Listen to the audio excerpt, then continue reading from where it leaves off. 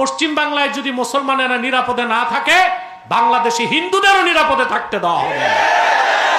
তো রাজনৈতিক একটি চাপ সৃষ্টি করা উচিত, নতুবা লক্ষ লক্ষ মুসলমান পশ্চিম বাংলায় তারা আমাদের দিকেই তো চেয়ে থাকে। 5 তারিখের পর যেসব মৌলবী সাহেবরা মন্দিরগুলো পাহারা দিয়েছে, এরা এখন কোথায়? এরা চুপ কেন? এদের মুখে মূলা কেন, আটি কেন? আমাদের প্রতিবেশী দেশ ভারতে নতুন সরকার গঠন করে, নতুন সরকার মানে সেটা শুধু পশ্চিমবঙ্গে মুসলমানদের উপর অত্যাচার, যেমন মুসলমানদের কবরে গিয়ে আগুন জ্বালানো, মসজিদ ভাঙ্গার মতো নেককার ঘটনা ঘটছে। এই বিষয়ে আপনি কিভাবে দেখছেন? ভারতের বিজেপি হচ্ছে উগ্রবাদী হিন্দুত্ববাদী একটি রাজনৈতিক দল। ইয়াহুদিদের মতো তাদের কিছু ধর্মীয় অপসংস্কৃতি বা কুসংস্কারে বিশ্বাস করে তারা। যেমন ইসরায়েলের ইহুদিরা গ্রেটার ইসরায়েল করতে চায়। গ্রেটার ইসরায়েল সিরিয়া, মিশরের কিছু অংশ, জর্ডান, লেবানন, এই সবটাকে চায় দখল করে একটা বৃহৎ রাষ্ট্র বানাবে। ইহুদিদের এই ইচ্ছা কোনোদিন পূরণ হবে না, কারণ এই বিশ্বাসটা তারা নিয়েছে বাইবেল থেকে, ওল্ড টেস্টামেন্ট থেকে, তাদের ধর্মগ্রন্থ থেকে। এখন ওল্ড টেস্টামেন্ট বা বাইবেল বহু আগেই তার অথেন্টিসিটি হারিয়ে ফেলেছে।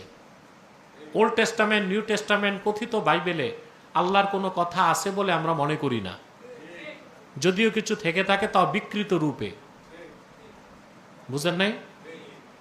যেমন ওল্ড টেস্টামেন্টে আছে লূত আলাইহিস সালাম তার মেয়েদের সাথে সহবাস করত। এটা বিশ্বাস করলে ঈমান থাকবে? তো বাইবেল পড়লে তো ঈমান নষ্ট হবে। আপনার বাইবেলে এমন কথাও আছে, খুব সম্ভবত ওল্ড টেস্টামেন্টই, দাউদ আলাইহিস সালাম পরকীয়াতে লিপ্ত হয়েছিলেন। ঈমান থাকবে?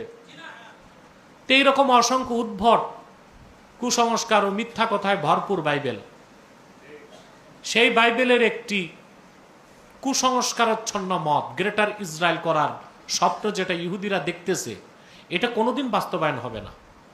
আর ভারতের হিন্দুরা, উগ্রবাদী হিন্দু যারা, বুঝলেন, RSS, হ্যাঁ, RSS এর পলিটিক্যাল শাখা হচ্ছে বিজেপি, ভারতীয় জনতা পার্টি। এদের স্বপ্ন হচ্ছে মহাভারত করবে, নওয়াজবিল্লাহ।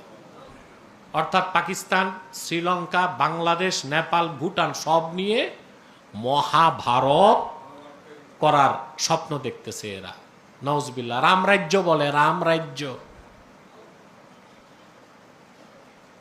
কেয়ামত চেষ্টা করেও ইহুদিদের মতো হিন্দুদেরও হিন্দুত্ববাদ প্রতিষ্ঠিত সম্ভব হবে না।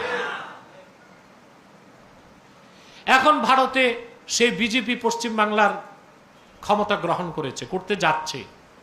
ইতিমধ্যেই গরুর গোশতের দোকানগুলো ভেঙে ফেলা হচ্ছে, মুসলমানদের উপর নির্যাতন করা হচ্ছে, নিপীড়ন করা হচ্ছে। এটা অবশ্যই প্রতিহত করতে হবে। এটা প্রতিহত করার জন্য বাংলাদেশ সরকারের অনেক দায়িত্ব আছে, অনেক দায়িত্ব আছে। ভারতকে হুমকি দেওয়া হোক যে তাদের সাথে বাণিজ্যিক সম্পর্ক আমরা কাট আপ করব,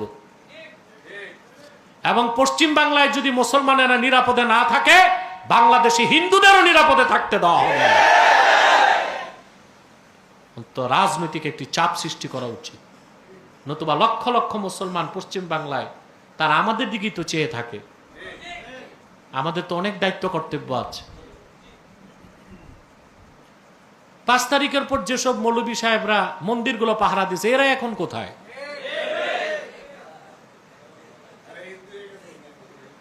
এরা কোথায় এখন? এরা চুপ কেন?